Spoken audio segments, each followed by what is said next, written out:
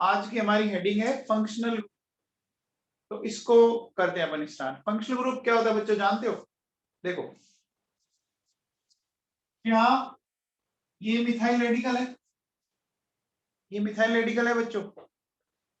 इससे मैंने ये जोड़ रखा, देखो, है ना?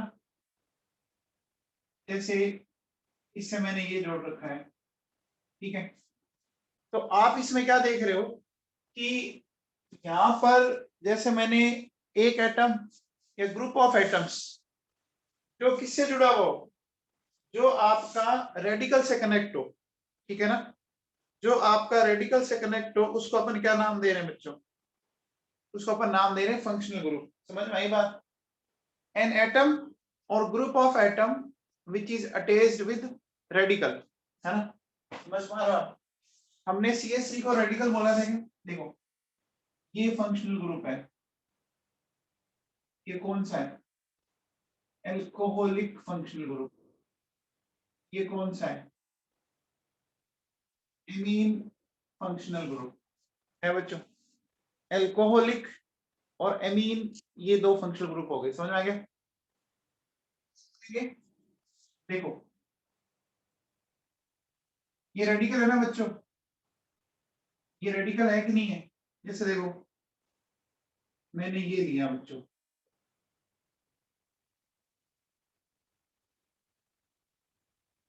क्या ये इथाइल रेडिकल है? क्या ये इथाइल रेडिकल है? तो रेडिकल से आपका चाहे एक एटम अटैच हो या एटम्स अटैच हो, तो एक एटम या ग्रुप ऑफ एटम्स को अपन क्या बोलते हैं? फंक्शनल ग्रुप बोलते हैं। तो समझ में आ गया? रेडिकल से अटैच, है ना? तो डेफिनेशन लिखो, डेफिनेशन लिखो बच्चों। एटम्स, एटम्स और ग्रुप ऑफ एटम्स, एटम और ग्रुप ऑफ एटम्स, एटम और group of atoms which is attached with, which is attached with hydrocarbon radical, which is attached with hydrocarbon radical is known as functional group, is known as functional group। ठीक है? ठीक है बच्चों? तो functional group की definition समझ में आ गई? एल्किल रेडिकल से जो भी अटैच है, चाहे एक एटम हो और चाहे एटम्स का ग्रुप हो, उसको अपन क्या बोलते हैं बच्चों? फंक्शनल ग्रुप बोलते हैं। ठीक है ना? ठीक है बच्चों, चलिए अब अपन आगे चलते हैं बच्चों। हेडिंग डालो आप, होमोलोगस सीरीज। हेडिंग डालिए, होमोलोगस सीरीज। ठीक है, होमोलोगस सीरीज। ठीक है बच्चों, देखो एक बात सुनो। जैसे मेरे पास ये है CH3OH, ठीक है? फिर मैंने ये लिया, फिर मैंने ये लिया, फिर मैंने ये लिया। आप क्या देख रहे हो बच्चों? मैं कंटिन्यू बढ़ा सकता हूं इसमें। इन सारे कंपाउंड्स में आप क्या देख रहे हो बच्चों? सब में एक सिमिलर फंक्शनल ग्रुप है, OH। ठीक है बच्चों? हमने क्या किया, हम जैसे जैसे इसमें जा रहे हैं इधर, वैसे वैसे एक एक कार्बन राइज कर रहा है, एक एक कार्बन राइज कर रहा है बच्चों। CH2 ग्रुप राइज कर रहा है। एक कार्बन का एल्कोहल, दो कार्बन का एल्कोहल, तीन कार्बन का एल्कोहल, चार कार्बन का एल्कोहल हो रहा है बच्चों ऐसा। ठीक है ना? तो जब हम similar functional group containing compound को, similar functional group containing compound को क्या करते हैं, क्या करते हैं? उनके मॉलिक्यूलर मास या इंक्रीजिंग नंबर ऑफ कार्बन के अकॉर्डिंग अरेंज करे तो जो सीरीज बनती है उसको क्या बोलते हैं? उसको होमोलोगस सीरीज बोलते हैं। समझ में आया बच्चों? तो सीरीज को क्या बोलते हैं अपन? होमोलोगस सीरीज बोलते हैं। ठीक है बच्चों, चलिए बच्चों सुनो, ये तो क्या हो गया, इसका अगर मैं मॉलिक्यूलर फॉर्मूला लिखूं तो बच्चों ये हो जाएगा क्या? इसका अगर मैं मॉलिक्यूलर फॉर्मूला लिखूं तो ये हो जाएगा क्या? CH3OH, H को मैंने CH4 लिख दिया, ठीक है। इसका क्या हो जाएगा देखो बच्चों, C2H6O हो गया। इसका क्या हो जाएगा, C3H8O। इसका क्या हो रहा है बच्चों बताओ, C4H10O हो रहा है क्या? हो रहा है बच्चों? सबके नंबर को जोड़ के लिख दीजिए, कैसा आ रहा है? ऐसा आ रहा है। एक बार आप ऑक्सीजन को छोड़ के देखिए, क्या ये मीथेन का फॉर्मूला है? क्या ये मीथेन का फॉर्मूला है? ये एथेन है, ये प्रोपेन है, ये ब्यूटेन है। चेक करो। तो आप मुझे बताओ बच्चों कि इस सीरीज का अगर मैं एक जनरल फॉर्मूला लिखूं, क्या लिखूंगा? का जनरल फॉर्मूला देखो, एल्केन का जनरल फॉर्मूला आप लोगों ने बच्चों पढ़ा होगा, CnH2n+2O। ठीक हो गया? बोलो बच्चों, ऐसा लिख सकते हैं? एल्केन का जनरल फॉर्मूला क्या होता है? ये होता है, आप लोगों ने पढ़ा होगा। बोलो बच्चों, एल्केन का होता है CnH2n+2। बच्चों ये बात समझ में आई? बच्चों ये बात समझ में आई? और देखो बच्चों, जैसे मेरे पास देखो बच्चों ये है,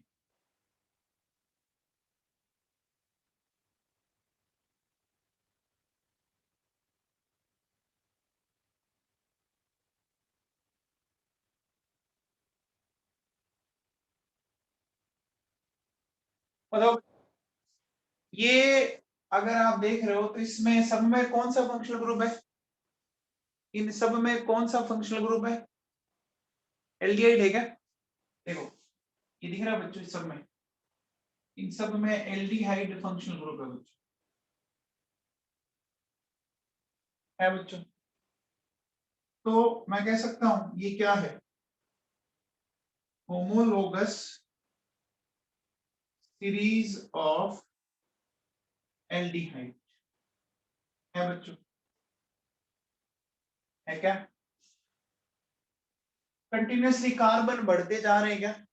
बोलो बच्चों, कंटिन्यूअसली कार्बन बढ़ते जा रहे हैं क्या? अब देखो, इसका अगर मैं मॉलिक्यूलर फॉर्मूला लिखूं तो बच्चों ये होगा क्या, CH2O।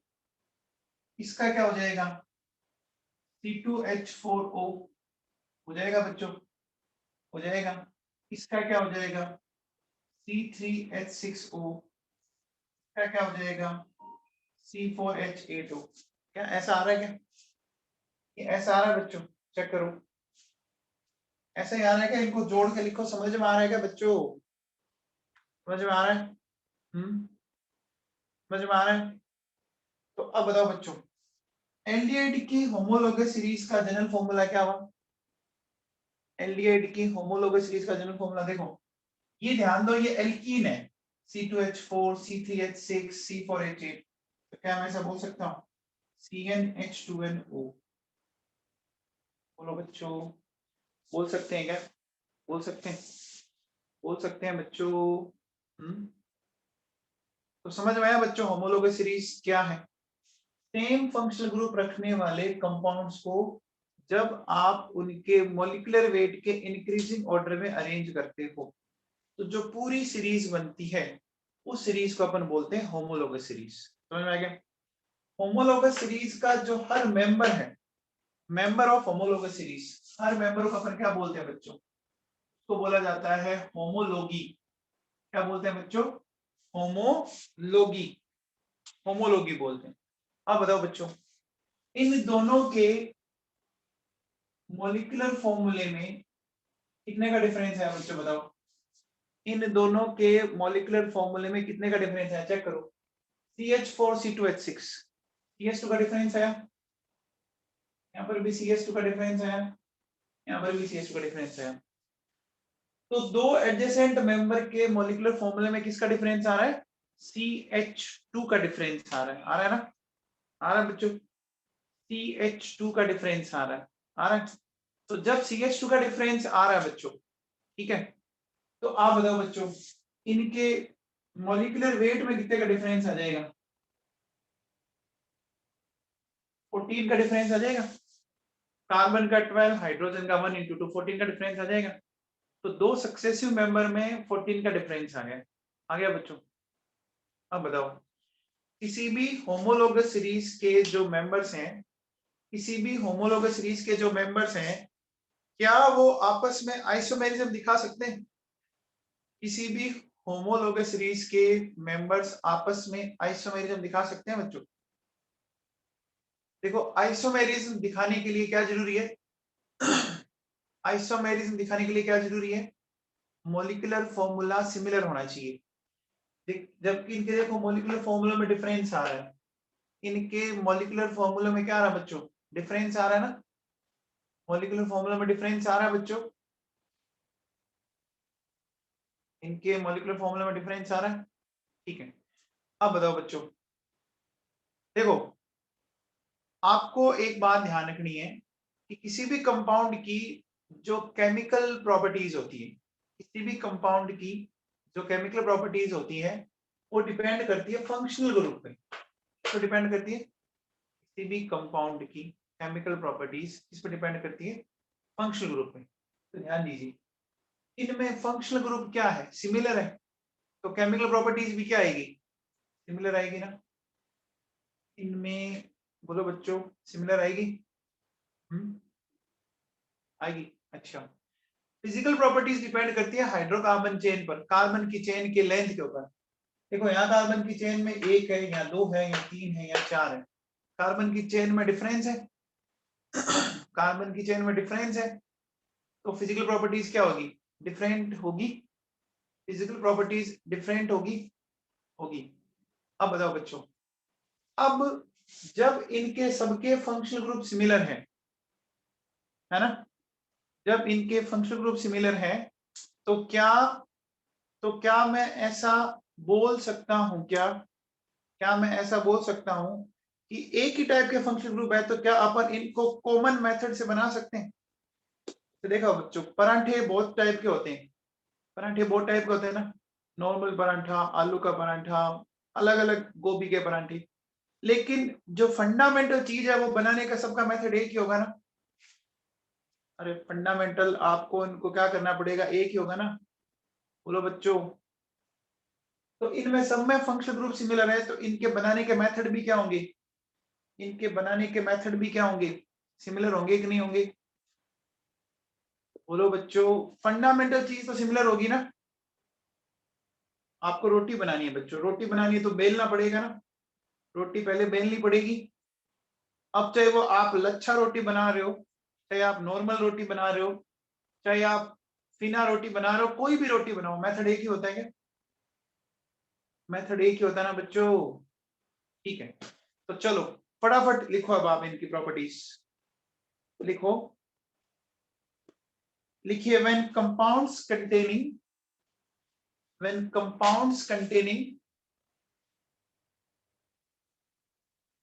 similar functional group, when compounds containing similar functional group are arranged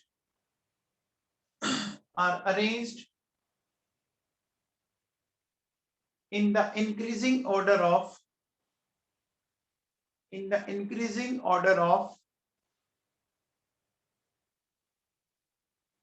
their molecular mass, in the increasing order of their molecular mass,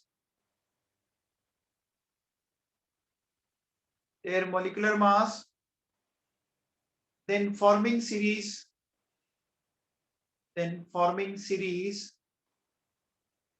is known as homologous series, is known as homologous series, homologous series।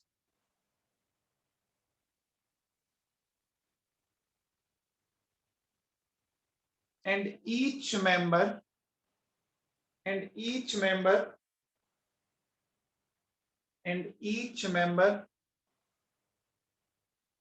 of homologous series and each member of homologous series is known as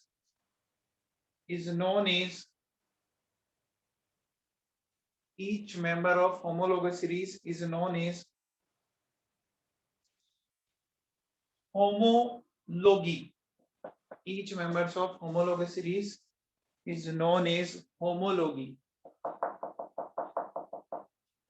ठीक है, homology. बच्चों समझ में आ गया? बच्चों समझ में आ गया? ठीक है भैया, चलिए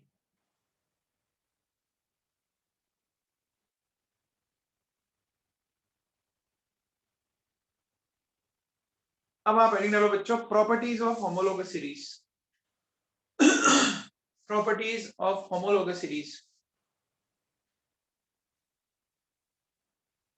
देखो बच्चों,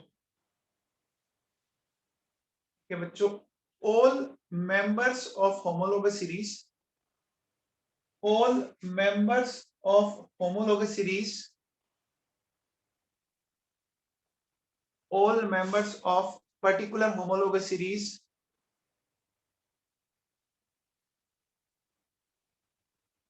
have a definite general formula, have a definite general formula, have a definite general formula. For example,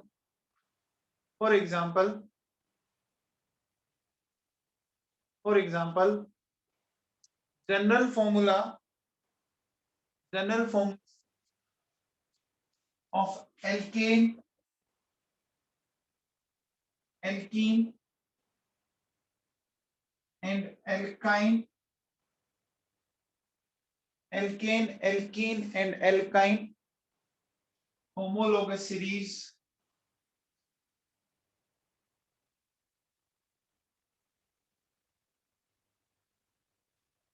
alkane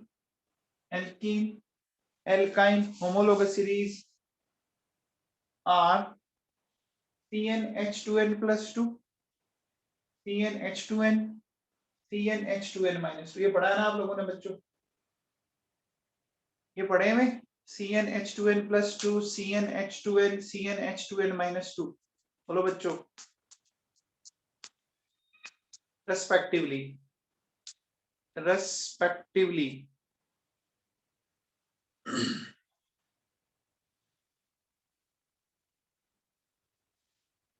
आगे लिखो बच्चों, members of homologous series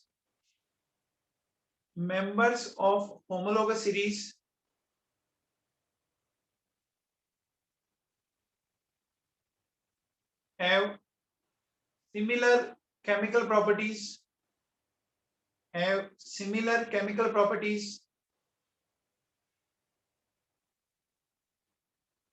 next point है, members of particular homologous series have similar chemical properties due to similar functional group,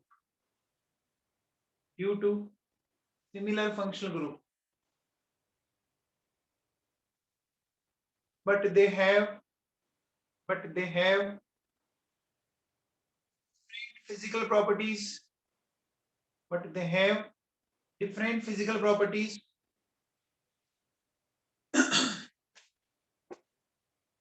due to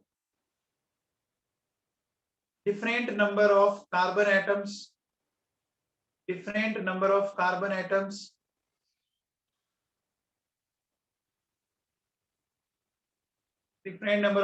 atoms in hydrocarbon chain. Hydrocarbon की जो chain होती है उसमें number of carbon atom में देखो difference है, due to difference in carbon atoms in hydrocarbon chain. हो गया बच्चों? केमिकल प्रॉपर्टीज सिमिलर है, फिजिकल प्रॉपर्टीज डिफरेंट है। ठीक है बच्चों, केमिकल प्रॉपर्टीज सिमिलर है, फिजिकल प्रॉपर्टीज डिफरेंट है। अब देखो बच्चों सुनो, नेक्स्ट पॉइंट लिखो। देखो, all members of a series, all members of a series can be synthesized, all members of a series can be synthesized by using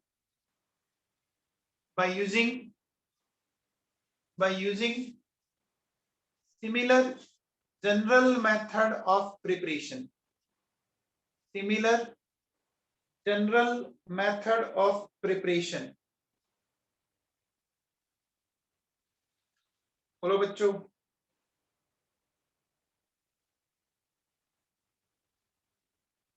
सही बात है। Next,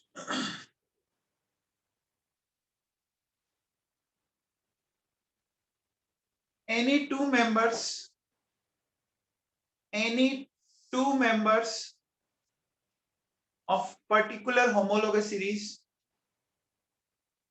any two members of particular homologous series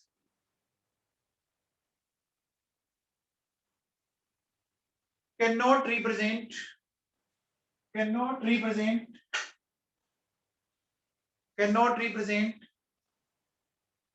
isomerism, cannot represent isomerism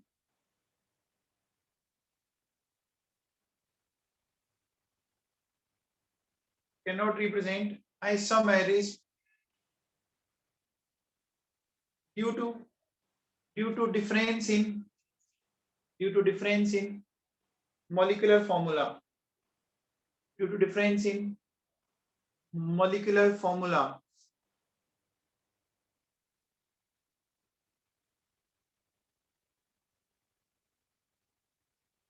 ठीक है, next देखो।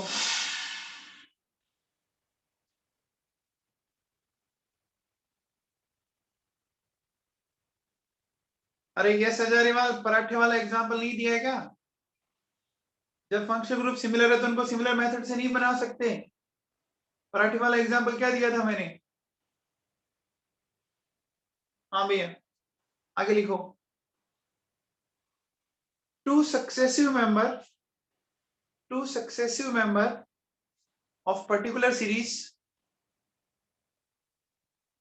two successive member of particular series have a difference of CH2 group in molecular formula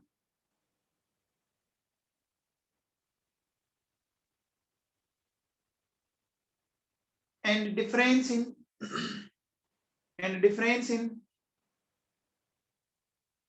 molecular weight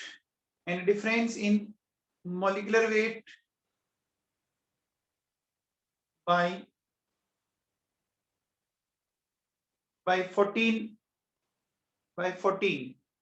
बोलो बच्चों, 14 का difference होगा। ये सारे points समझ में आ गए? ये सारे पॉइंट्स समझ में आ गए बच्चों? आ गए? चलो, आ गए तो अच्छी बात है बेटा। ठीक है, अब देखो बच्चों सुनो।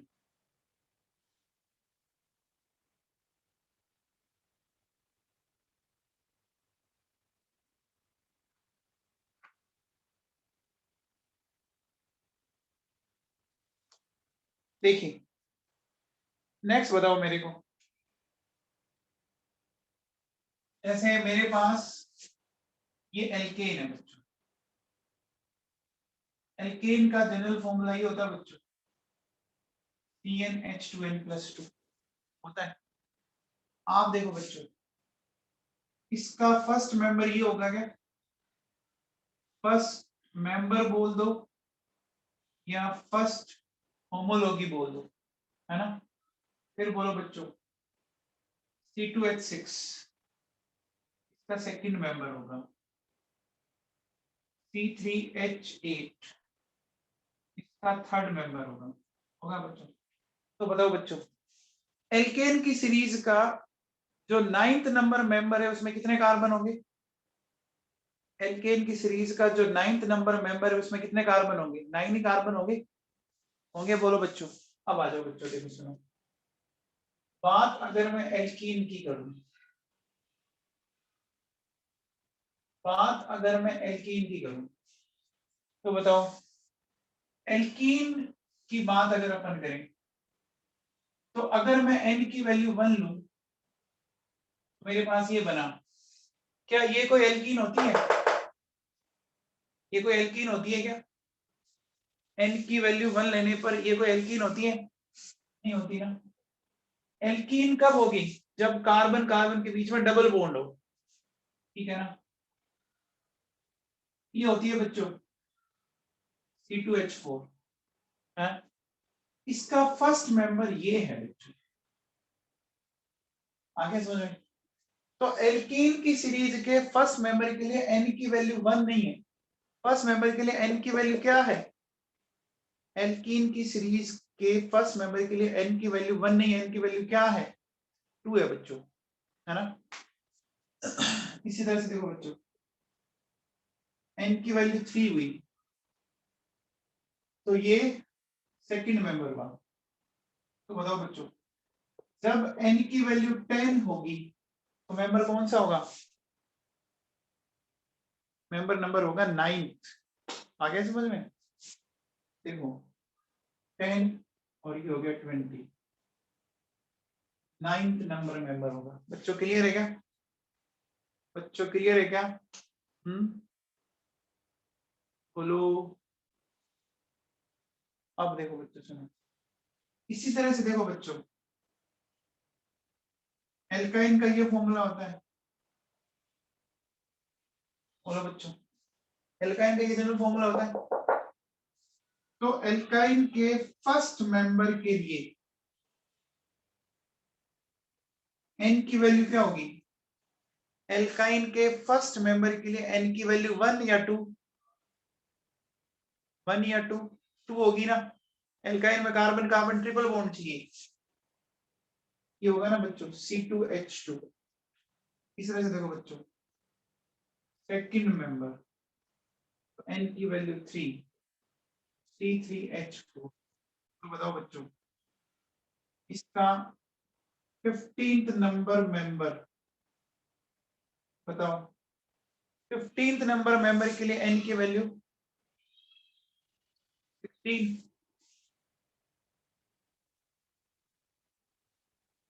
क्लियर है क्या? बोलो बच्चों, पहले मेंबर के लिए 2 कार्बन, दूसरे के लिए 3, तो 15th के लिए 16 होगी n की वैल्यू। बोलो बच्चों, समझ में आ गया है क्या? बोलो बच्चों।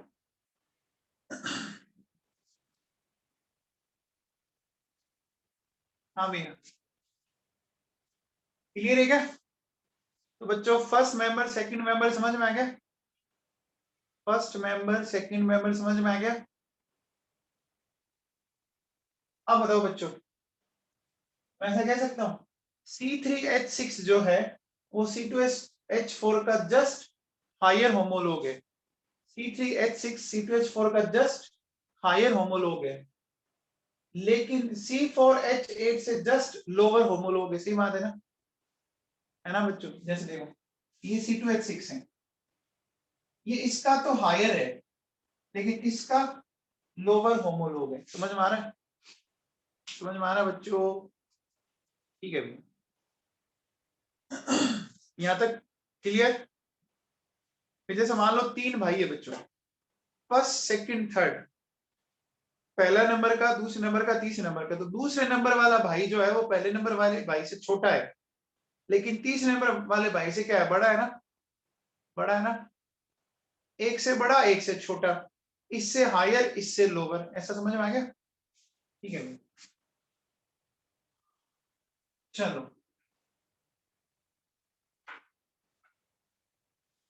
अब बताओ बच्चों, अगर मैं आपसे एक बात बोलूं, बताओ कि find next homologue of propane, बताओ बच्चों प्रोपेन का नेक्स्ट होमोलोग क्या होगा?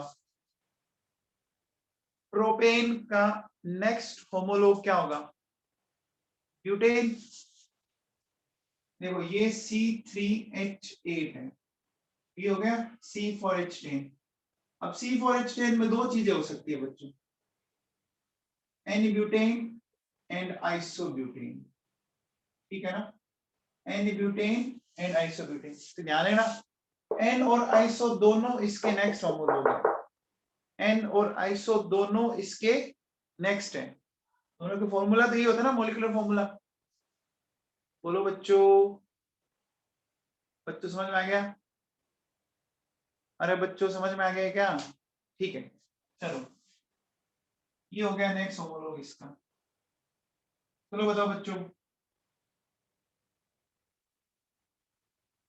बेंजीन का नेक्स्ट होमोलोग बताओ। ये बेंजीन है बच्चों,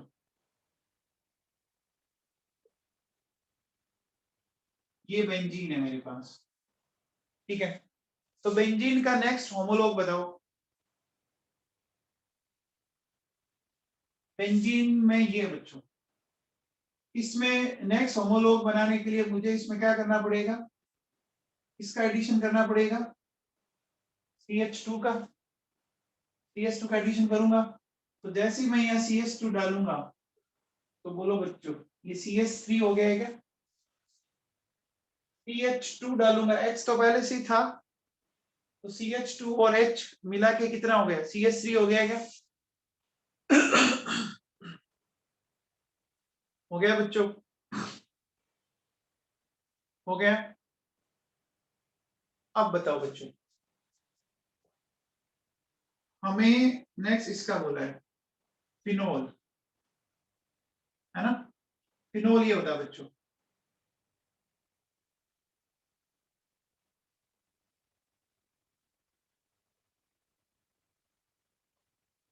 अब बताओ बच्चों, मुझे फिनोल का नेक्स्ट होमोलोग बनाना है, मुझे फिनोल का नेक्स्ट होमोलोग बनाना है।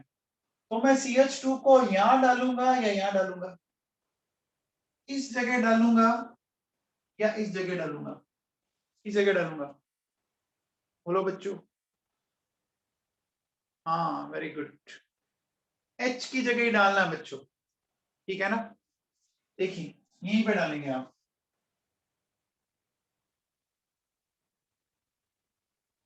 ये है बच्चों, ये फिनोल का नेक्स्ट होमोलोग है, ये होमोलोग है बच्चों, लेकिन ये फिनोल का नेक्स्ट होमोलोग नहीं हो सकता, ये नहीं हो सकता।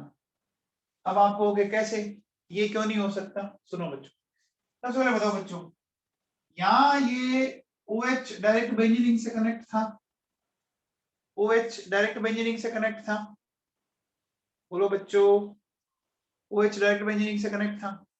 अब बताओ क्या ये OH डायरेक्ट बेंजीनिंग से कनेक्ट है क्या? नहीं है ना, तो भैया फंक्शनल ग्रुप अलग हो गया वो। अब आप कहोगे फंक्शनल ग्रुप अलग कहाँ, एक ही था। देखो इस फंक्शनल ग्रुप को तो बोलते हैं फिनोल, लेकिन इस OH को बोलते हैं बच्चों एल्कोहल, ठीक है ना, इसको बोलते हैं फिनोल, इसको बोलते हैं एल्कोहल। फिनोल अलग होता है, एल्कोहल अलग होता है। क्या आप एल्कोहल की जगह फिनोल पी सकते हैं? क्या आप एल्कोहल की जगह फिनोल पी सकते हैं बच्चों? नहीं पी सकते भैया। फिनोल घर में आपने देखा होगा पोंछे मारने में काम आता है, पोंछे मारने में फिनोल पी लोगे तो खराब हो जाएगी, ठीक है ना। ठीक है बच्चों। तो आपको एरोमेटिक सीरीज में जब भी नेक्स्ट होमोलॉग बनाना है ना, फंक्शनल ग्रुप को मत छेड़ना, फंक्शनल ग्रुप को मत छेड़ना, है ना। किसी और जगह आप किसी और कार्बन और H के बीच में आप घुसा सकते हो। समझ में आ गया? बोलो बच्चों, हमेशा नेक्स्ट होमोलॉग बनाने के लिए आपको C और H के बीच में एंट्री करवानी। किसके बीच में? किसके बीच में? कार्बन और H के बीच में, ना कि कार्बन और फंक्शनल ग्रुप के बीच में। ठीक है ना? अब देखो बच्चों सुनो,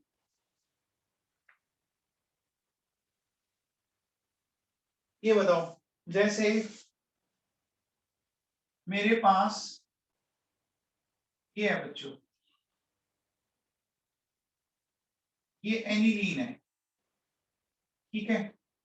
इसका नेक्स्ट होमोलॉग बनाना है, तो CH2 में कहां घुसाऊंगा? CH2 में कहां घुसाऊंगा? यहां पर या यहां पर?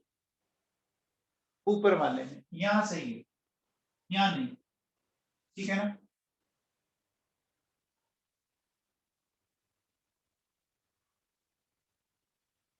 अब देखो बच्चों, आप वो यहां पर भी घुसा सकते हो, वो आप यहां पर भी घुसा सकते हो, वो आप यहां पर भी घुसा सकते हो, वो आप यहां पर भी घुसा सकते हो ना। सब में CH है ना? बोलो बच्चों, सब में CH है ना?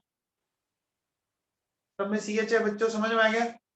तो जब भी आपको एरोमेटिक होमोलॉग बनाना है, हमेशा कहां एंट्री करवाओगे? एरोमेटिक बनाने के लिए हमेशा बेंजीन और H जो है उसके बीच में। बच्चों समझ में आया? बच्चों समझ में आया? अब देखो बच्चों सुनो, अब इसका देखो बच्चों क्या है मामला। देखो, जैसे एक तो OH आपने यहां जोड़ रखा है बच्चों, ठीक है, और एक OH आपने यहां जोड़ रखा है,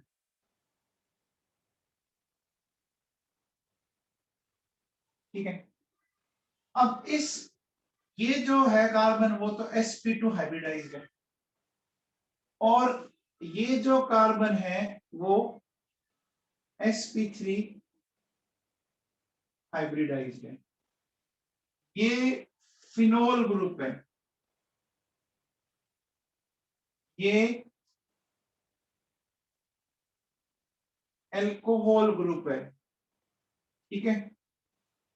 both are different functional group, both are different functional group. समझ में आ गया? बोलो बच्चों, अरे बेटा समझ में आ गया है क्या? होमोलोगस सीरीज समझ में आ गई?